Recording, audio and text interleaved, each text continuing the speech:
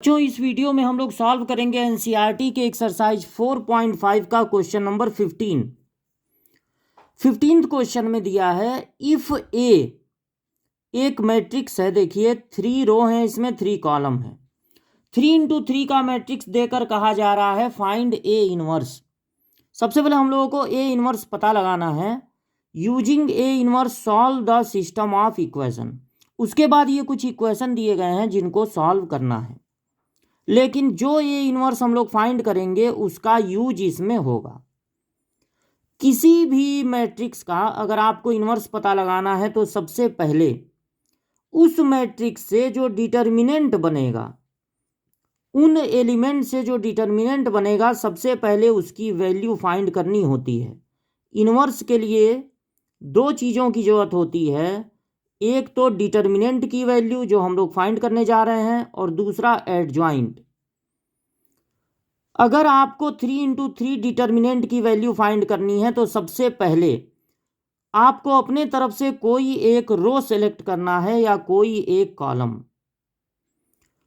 समझ लीजिए कि आप ये वाला रो चूज कर लेते हैं, या दूसरा रो चूज कर लीजिए, या तीसरा, या कोई भी कॉलम। अब 3 × 3 का जो डिटर्मिनेंट होता है उसका साइन होता है plus minus plus minus plus minus plus minus plus. तो आपने चूज किया है R1, इसका साइन लगाना होगा प्लस माइनस प्लस। अब लिखना है आपको +2 और एक छोटा डिटर्मिनेंट।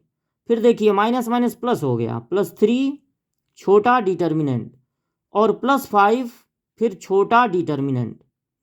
इस डिटर्मिनेंट में इनका रो कॉलम छोड़ के जो बचे वो नोट कर देना है। जैसे इस पहले वाले का 2 का कॉलम और रो छोड़ दीजिए तो बचेगा 2 1 -4 -2। इसका कॉलम और रो छोड़ने पर बचेगा 3 -4 1 -2। इसका कॉलम रो छोड़ दीजिए 5 का तो बचेगा 3 2 1 1।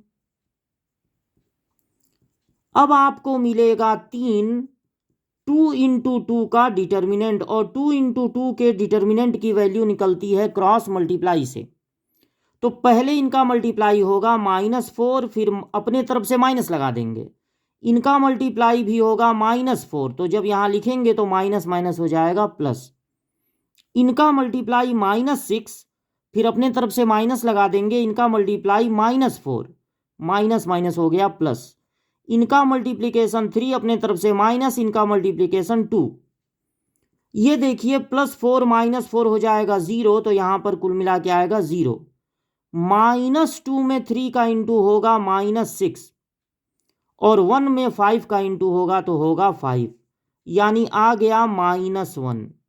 अगर इनवर्स फाइंड करने के लिए दिया हुआ है तो ये जरूरी है कि डिटर्मिनेंट की वैल्यू 0 नहीं आनी चाहिए, चाहे पॉजिटिव आए या निगेटिव आए, 0 नहीं आना चाहिए। और देखिए यहाँ पर 0 नहीं आया। अब इनवर्स के लिए जो दूसरा चीज जरूरी है वो होता है एडजॉइंट। एडजॉइंट फाइंड करने के लिए सबसे पहले लिखना पड़ता है कोफैक्टर्स। सारे एलिमेंट के कोफैक्टर हम लोग लिखेंगे। तो ये जो पोजीशन होता है उसको कहते हैं 1 1, और इसके कोफैक्टर को कहेंगे A11। फिर उसके बाद होता है यहाँ पर A12, यहाँ पर A13, क्योंकि पहला वाला रो चल रहा है ना, तो हर जगह 1 होता है। इनको अलग करने के लिए ऐसे लाइन खींच दे रहे हैं। अब देखिए जो R1 होता है उसका साइन होता है प्लस माइनस प्लस, तो पहले साइन लगा देना है प्लस माइनस प्लस। कोफैक्टर में क्या करना है, सबसे पहले साइन लगा देना है, और फिर छोटा छोटा यहाँ पर बना लेना है डिटर्मिनेंट, और इन एलिमेंट का रो कॉलम छोड़ के जो बचे वो लिख देना है। तो 2 -4 1 -2, इसका रो कॉलम यही बचेगा 3 -4 1 -2, इसका रो कॉलम 3 2 1 1। इनका मल्टीप्लाई -4, फिर माइनस लगा के इनका मल्टीप्लाई -4, तो यहाँ पर आ गया 0। माइनस है इसलिए ब्रैकेट लगा लीजिए।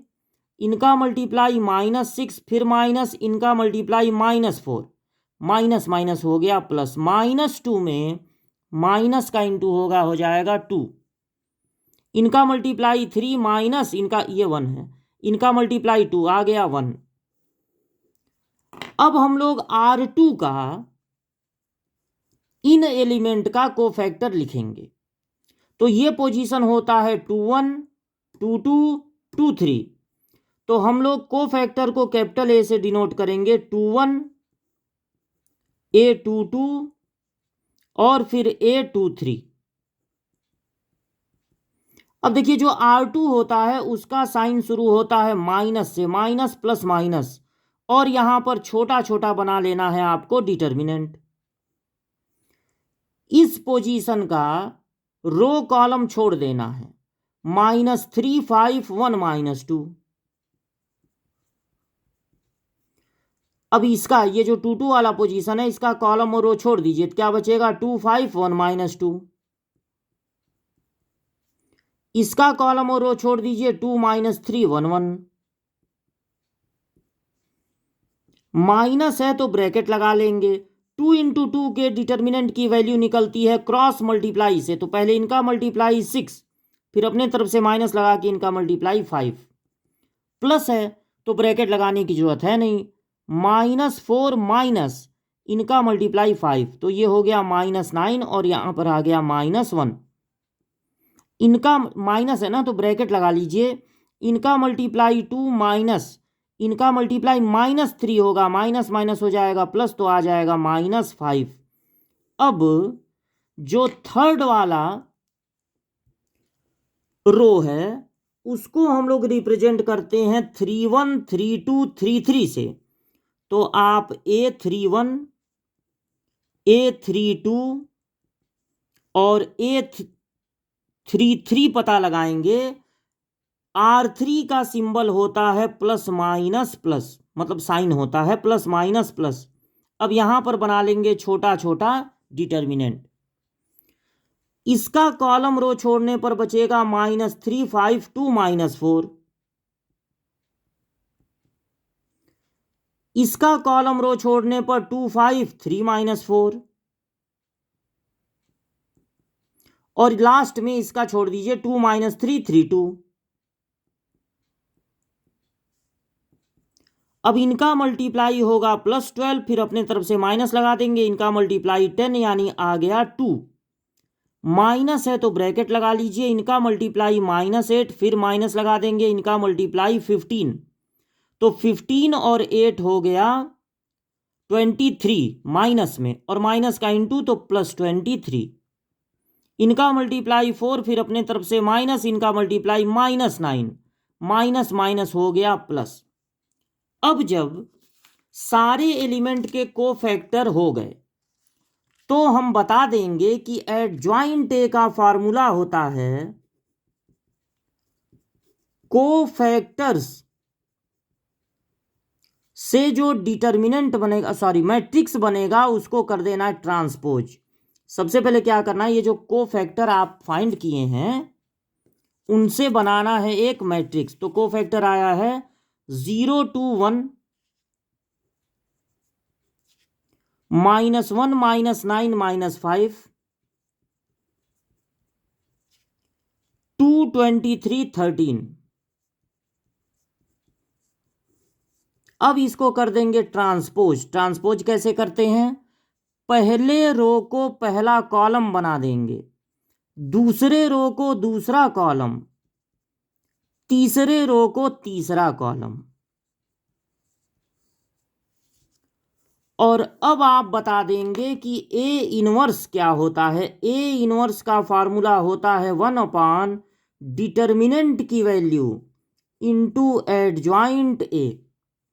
तो डिटर्मिनेंट की वैल्यू याद कीजिए आया था -1, और एडजॉइंट ए ये आया है 0 -1 2 2 -9 23 1 -5 13। अब चूंकि 1 को -1 से डिवाइड करेंगे तो -1 आएगा, उस -1 से सारे एलिमेंट में मल्टीप्लाई हो जाएगा, तो आएगा 0 1 -2 -2 9 -23 -1 5 और -13। ये हमको मिल गया ए इनवर्स। आगे क्वेश्चन क्या है, इस ए इनवर्स का यूज करके हम लोगों को ये जो 3 इक्वेशन दिए गए हैं उनसे एक्स वाई जेड की वैल्यू फाइंड करनी है। तो जब इक्वेशन से एक्स वाई जेड की वैल्यू फाइंड करनी होती है मैट्रिक्स मेथड से, तो सबसे पहले हम लोग एक मैट्रिक्स बनाते हैं एक्स वाई जेड के कोफिशिएंट्स को लेकर। तो यहां एक्स का कोफिशिएंट है 2, वाई का है -3 और जेड का कोफिशिएंट है 5। सेकंड वाले में है 3 2 -4 और थर्ड वाले में है 1 1। यहां पे किसी चीज से मल्टीप्लाई नहीं है, मतलब कि 1 से मल्टीप्लाई है, 1 1 -2। और अब एक मैट्रिक्स बनाएंगे वेरिएबल को लेके एक्स वाई जेड। एक और लास्ट में मैट्रिक्स बनाएंगे इक्वल टू के बाद। किन नंबर्स को लेकर? ये जो इक्वल टू के बाद आप नंबर देख रहे हैं 11 -5 और -3। इस मैट्रिक्स को कहते हैं ए, इसको एक्स और इसको बी से रिप्रेजेंट करते हैं। अब देखिए ये जो आप देख रहे हैं ना 2 -3 5, 3 2 -4 और 1 1 -2, जो जो कोफिशिएंट यहां पर यूज हुए हैं इक्वेशन में, जानबूझ के उसी मैट्रिक्स का इनवर्स आपसे पूछा गया था। अब अगर इस इक्वेशन से आप एक्स वाई जेड फाइंड करना चाहते हैं तो इसको हटाना होगा, और इसको हटाने के लिए अगर आप इस ए इनवर्स से इसमें मल्टीप्लाई कर दें, क्या करें, ए इनवर्स जो आप फाइंड कर चुके हैं उससे अगर मल्टीप्लाई कर दें इसमें तो जब किसी भी मैट्रिक्स में उसके इनवर्स से मल्टीप्लाई होता है तो मिलता है आइडेंटिटी मैट्रिक्स। अगर इस मैट्रिक्स में इसके इनवर्स से मल्टीप्लाई होगा तो आइडेंटिटी मैट्रिक्स मिलेगा।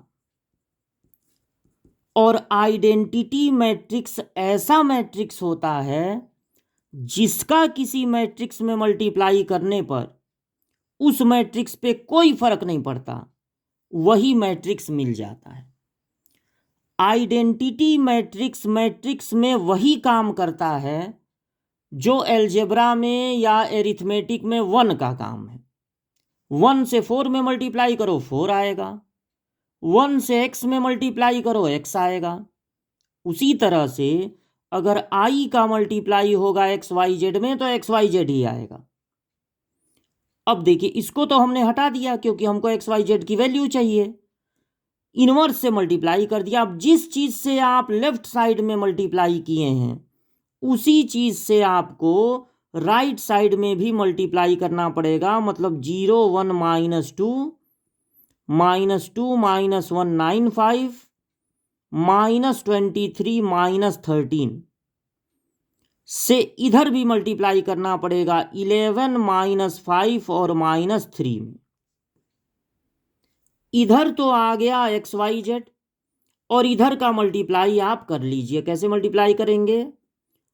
पहले एलिमेंट से पहले कॉलम में मल्टीप्लाई होगा।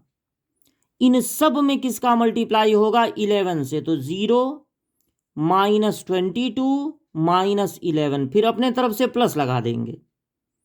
-5 से इसमें मल्टीप्लाई होगा, -5 -45 -25, फिर प्लस लगा देंगे।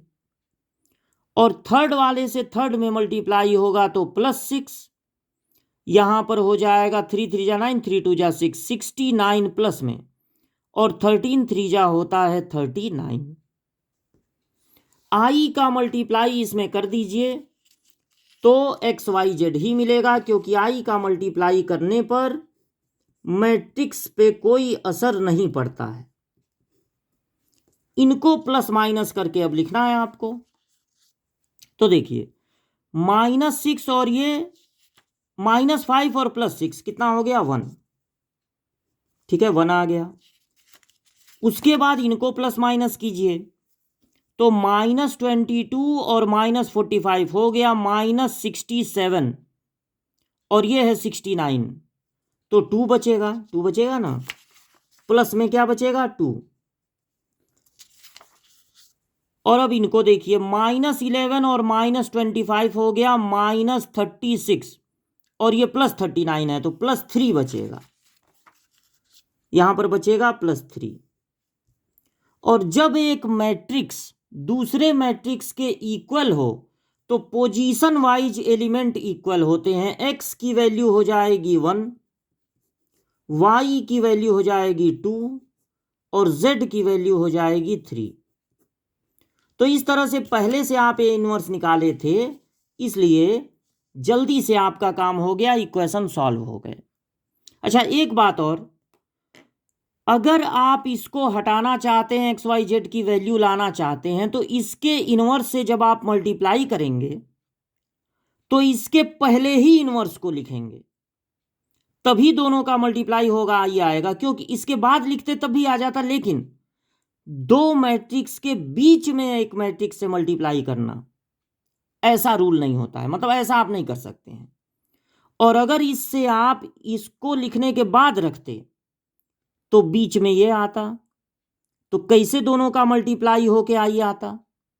इसलिए आप बस एक ही काम कर सकते हैं कि इसके पहले इनवर्स को लिखना है। तो लेफ्ट साइड में अगर आप इस मैट्रिक्स के पहले लिखे हैं इनवर्स को, तो यहां भी आपको पहले ही लिखना पड़ेगा, क्योंकि जैसा काम लेफ्ट साइड में वैसा ही काम राइट साइड में। यानी किसी भी हाल में आप इसको नोट करके उसके बाद ये जो इनवर्स है उसको नहीं लिख सकते, क्योंकि जैसा काम इधर वैसा काम उधर। तो एक बार फिर देख लीजिए, ए के डिटर्मिनेंट की वैल्यू सबसे पहले पता लगाए, फिर एडजॉइंट पता लगाने के लिए कोफैक्टर लिखे।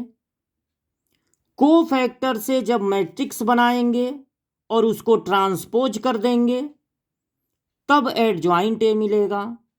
एडजॉइंट ए और ए का डिटर्मिनेंट दोनों की वैल्यू इस फार्मूले में रखेंगे तो ए इनवर्स मिलेगा। इक्वेशन को सॉल्व करने के लिए 3 मैट्रिक्स बनाएंगे। पहला मैट्रिक्स बनाएंगे कोफिशिएंट से, दूसरा वेरिएबल से और तीसरा इक्वल टू के बाद जो नंबर दिए हैं उससे। एक्स वाई जेड फाइंड करने के लिए इसका यहां से हटना जरूरी है, तो इसके इनवर्स से मल्टीप्लाई करना पड़ेगा। जिस चीज से आप लेफ्ट साइड में मल्टीप्लाई करेंगे उसी से राइट साइड में भी करना पड़ेगा। लेफ्ट में मल्टीप्लाई होने पर ये हट गए, आई आ गया, आई का मल्टीप्लाई हुआ ये भी हट गया। यहां पर मल्टीप्लाई होगा पहले एलिमेंट से पहले कॉलम में, दूसरे एलिमेंट से दूसरे कॉलम में, तीसरे एलिमेंट से तीसरे कॉलम में, और इनको ऐड कर देंगे। ऐड करने पर सब्ट्रैक्ट करने पर मिला 1 2 3, यानी कि x की वैल्यू हो गई 1, y की वैल्यू हो गई 2 और z की वैल्यू हो गई 3।